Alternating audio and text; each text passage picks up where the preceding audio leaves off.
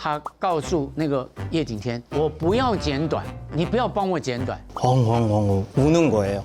来看这个戏，其实这个戏有一点像希腊悲剧。马里波多오세요，马里波罗오세요。我是吴兴国，来自台湾的当代传奇剧场。我们借着西方的传统跟东方的传统同时碰撞的时候，找到当下的未来。 안녕하세요. 창극 폐왕별이의 협력 연출을 맡은 정종임입니다. 창극 폐왕별이는 중국의 고전인 폐왕별이 이야기를 바탕으로 판소리와 경극이 만나서 새롭게 만든 창극이라고 보시면 됩니다. 코로나 시대 이전에 저희가 초연을 했었고요. 이번 11월에 새롭게 다시 재공연해서 올리는데요. 霸王别姬是在讲项羽是一个中国的战神，在2000多年前，他在一场战争里面被十面埋伏打败了，最后他跟他心爱的妃子虞姬做了一场最动人的分别。这个故事是一个爱情大悲剧，我们非常的喜欢这个戏的感动、跟情感、跟撕扯，希望大家喜欢。 당시에 들스러들이 아름다운 풀과 같아。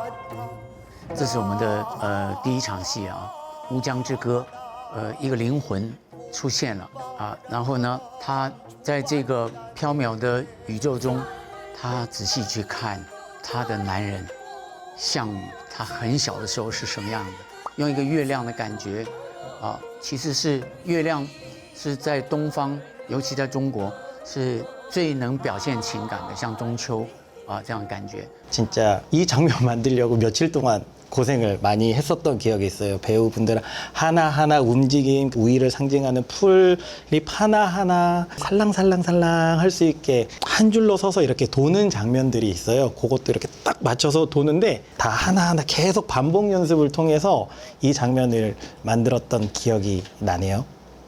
벼슬자리 중 말단이 정장이나 하던 태공.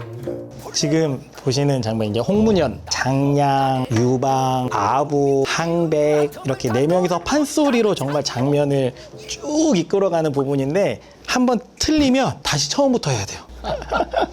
그래서 배우분들이 절대 틀리지 말자 여러 번 반복했던 그런 기억이 있습니다.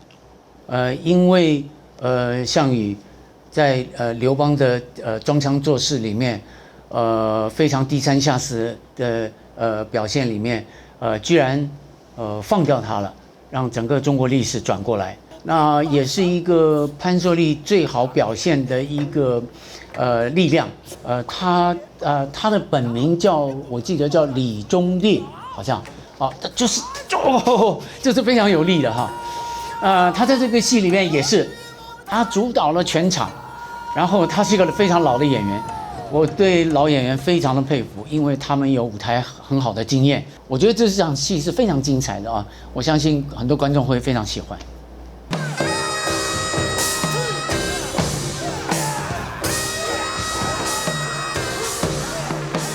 原来传统京剧的四面楚歌没这么复杂，但是我为了要让观众更知道，四面楚歌排得更清楚，让观众更清晰的看到，原来在传统中国从前会很容易借着打仗去摆阵势。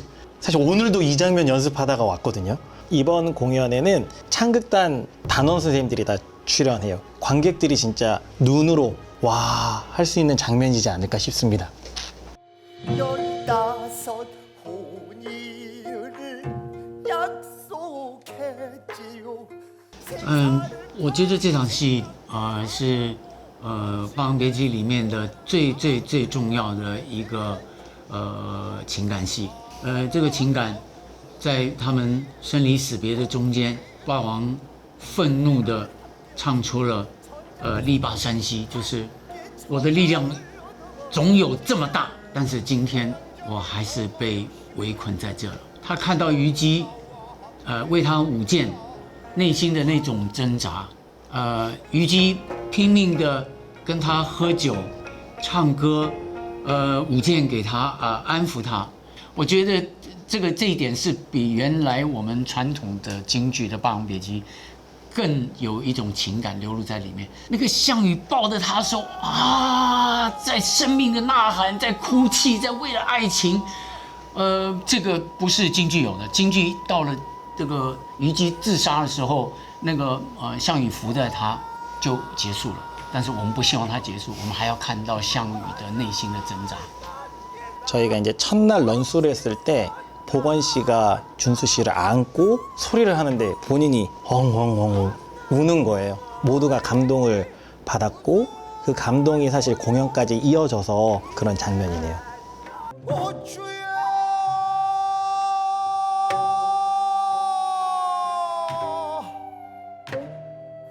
우미나 其实，最后这场，乌江自刎呼应，那个超写实是，在项羽最后乌江决定自刎之前，他又在呼喊这个虞姬的名字，然后他倒地死去，而且，他的心爱的人虽然已经自杀了，但是他像灵魂一样的显现在他的旁边，安慰他，甚至于扶持他，告诉他这就是人生，那么这个花道上面就是第一场的小项羽出现了，他眼睁睁看着他自己，从前的他自己，其实项羽可以过乌江去重新整顿再回来的，但是他觉得不要有再战争了，因为战争只是添加老百姓大地的毁灭。 백성들의 애환을 담은 그런 또 작품의 어떤 메시지를 담은 마지막 판소리의 합창으로 경극의 정수와 또 판소리의 정수가 만나서 마지막에 화려함을 장식하지 않나. 我们的音乐家真的对潘秀丽很了解，他看到这么感动的戏，他挑了很多的潘秀丽的段子，是很恰当的在每个情境中发挥。是我觉得在这个戏里面，大家在有冲突的时候，那个力量也会起来。